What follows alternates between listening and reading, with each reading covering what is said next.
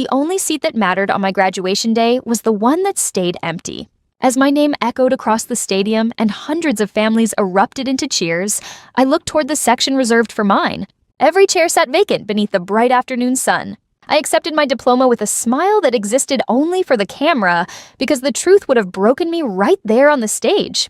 My name is Madison Carter, and that empty row did not surprise me as much as it should have. My parents had spent my entire life proving that my younger sister Chloe always came first. I worked before sunrise at a coffee shop through high school, picked up extra shifts in college, and sent money home whenever my mother claimed Chloe needed dance lessons, school trips, new clothes, or some other emergency. Every dollar I earned seemed to disappear into someone else's dream, while I convinced myself that sacrificing enough would finally earn their love. Graduate school became my fresh start. I believed that if I earned my master's degree in data science, maybe my family would finally see me as more than the dependable daughter who always fixed their problems. Instead, 3 days after graduation, the only message my mother sent read, "Need $2,100 for Chloe birthday party." There was no congratulations, no question about the ceremony, nothing except another demand. I stared at the message until something inside me finally changed. My savings barely covered my own future, yet she still expected me to finance another celebration. I transferred exactly $1, added the note, "Congratulations," and closed the app. Then I picked up the spare apartment key my mother insisted on keeping, dropped it into the trash, and hired a locksmith that same evening. When the new lock clicked into place, it felt like the first decision I had ever made for myself.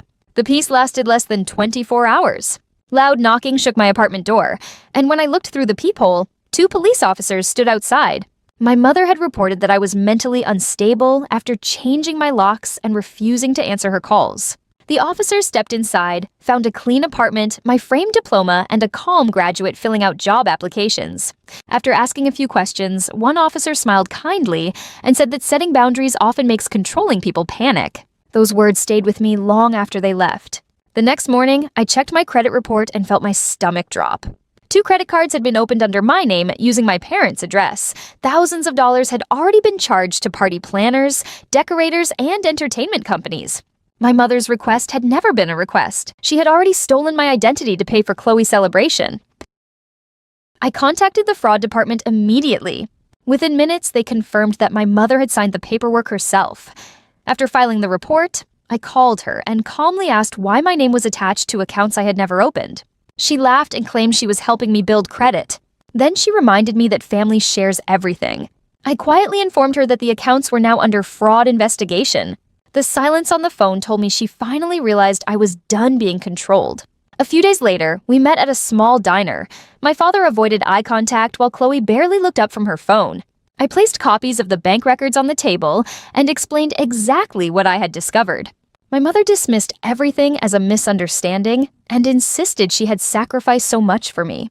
I reminded her that I had paid for my own education, supported the family for years, and never agreed to any of this. When I told her the bank already had the evidence, every ounce of confidence disappeared from her face. She accused me of destroying the family, but I simply stood up and replied that she had destroyed it the moment she decided my identity was worth more than her daughter. The investigation moved quickly.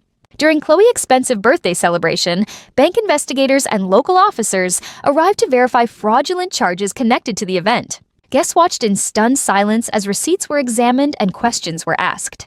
The music stopped, conversations faded, and the glamorous party slowly emptied under a cloud of embarrassment. I stayed home, listening to the rain outside my apartment instead of celebrating anyone's downfall. Justice did not feel exciting. It felt peaceful. A few days later, the bank confirmed that my mother had admitted to the unauthorized accounts and accepted responsibility for repaying every dollar. I froze my credit, closed every account she had ever accessed, and pinned 3 things beside each other on my apartment wall. My diploma reminded me what I had earned. The locksmith receipt reminded me when I finally protected myself. The fraud confirmation reminded me that truth eventually catches up with people who believe they can take without consequences. 6 months later, I started my dream job as a data analyst.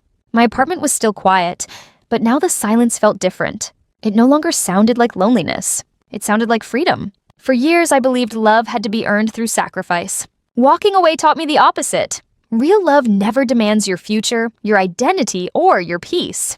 Sometimes the bravest thing you can do is change the locks, protect your name, and finally choose yourself.